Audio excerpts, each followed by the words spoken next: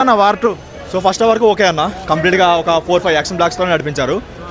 Content అయితే పెద్దగా ఏం లేదు కానీ యాక్షన్ బ్లాక్స్ చాలా బాగున్నాయి. మనకి ఎక్కడైతే హీరో ఎంటర్ అయ్యాడో, జూనియర్ ఎంటర్ అయ్యాడో కంప్లీట్గా డామినేట్ చేశారు. చాలా మంది అనుకుంటారు ఎన్టీఆర్ వచ్చి హృతిక్ రోషన్ డామినేట్ చేస్తారా లేదని చెప్పి, కానీ కంప్లీట్గా డామినేట్ చేస్తాడు అనిపించింది. చాలా మంచి సీన్స్ అయితే పడ్డాయి. చూడాలి, ఇప్పటివరకు అయితే యాక్షన్ బ్లాక్స్ నడిచింది. సెకండ్ హాఫ్ మేబీ డ్రామా పెట్టి ఇంకొంచెం గ్రిప్పింగ్గా తీస్తారేమో. ఫస్ట్ హాఫ్ వరకు చాలా బాగుందన్న. ఓకే, అంటే ఫైట్ సీన్స్ కానీ ఆ డ్యాన్స్ కానీ హృతిక్ రోషన్తో డామినేట్ చేసి పడేశాడు ఎన్టీఆర్. కంప్లీట్గా డామినేట్ చేశాడు. కానీ ఇద్దరు సమానమే.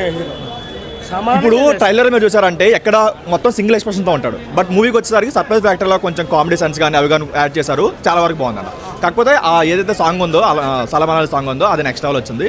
మనకి RRRలో ఆ సాంగ్లా వచ్చింది, అది చాలా బాగుంది అన్న. ఇప్పుడు కొన్ని ఏదైతే ఫ్లయింగ్ అది ఉందో అది కొంచెం ట్విట్టర్లో ట్రోల్ అవుతుంది కదా, దాని గురించి అలా అనిపించింది థియేటర్ ఎక్స్పీరియన్స్? లేదు, థియేటర్లు బాగానే ఉందన్న. మేబీ ఆన్లైన్ ఎంత ఇచ్చేసుకున్నా సరే థియేటర్ వరకు చాలా బాగుంది. థియేటర్ ఎక్స్పీరియన్స్ చాలా బాగుంది.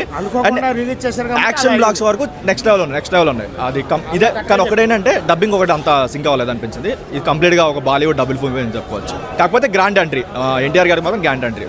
సో ఇద్దరితో కంపేర్ చేస్తే ఎవరు డామినేషన్ ఎక్కువ ఉంది మూవీలో? ఫస్ట్ 35 minutes హృతిక్ రోషన్ ఉంది, ఎందుకంటే అప్పటి వరకు జూనియర్ రాదు కాబట్టి. తర్వాత ఎప్పుడైతే మనకి ఎన్టీఆర్ వచ్చాడో అక్కడ నుంచి కంప్లీట్ డామినేషన్ ఫీలింగ్ అయితే వచ్చింది. ఎందుకంటే అక్కడ నుంచి హృతిక్ రోషన్ కొంచెం సీన్స్ అనేది తగ్గిపోయాయి, సో దానివల్ల డామినేషన్ అనిపించింది. అంటే ఎలా ఉంది అంటే ఇద్దరు సేమ్ పర్ఫార్మెన్స్ సేమ్ ఇంపార్టెన్స్ ఇచ్చారా, లేదంటే ఒక క్యామియో రోల్ తీసుకున్నారు ఎన్టీఆర్? లేదు, ఇద్దరికి సేమ్ ఇది ఉంది. కాకపోతే చూడాలి, ఇప్పుడు ఇంటర్వెల్ బ్లాక్ కూడా ఇద్దరికి మంచిగా ఈక్వల్గా ప్రిఫరెన్స్ పెట్టుకున్నారు. సో కూలీతో కంపేర్ చేస్తే వార్ 2ని ఎలా చూడవచ్చు? అసలు కంపేర్ చేసుకోవద్దన్న. బేసికల్గా ఏంటంటే ఏది గెలిచినా సినిమా గెలిచిందని చెప్పుకోవాలి. ఏ సినిమా గెలిచిందని కాదు, సినిమా గెలిచిందంట. ఎవరు గెలిచారని కాదు, సినిమా గెలిచిందని.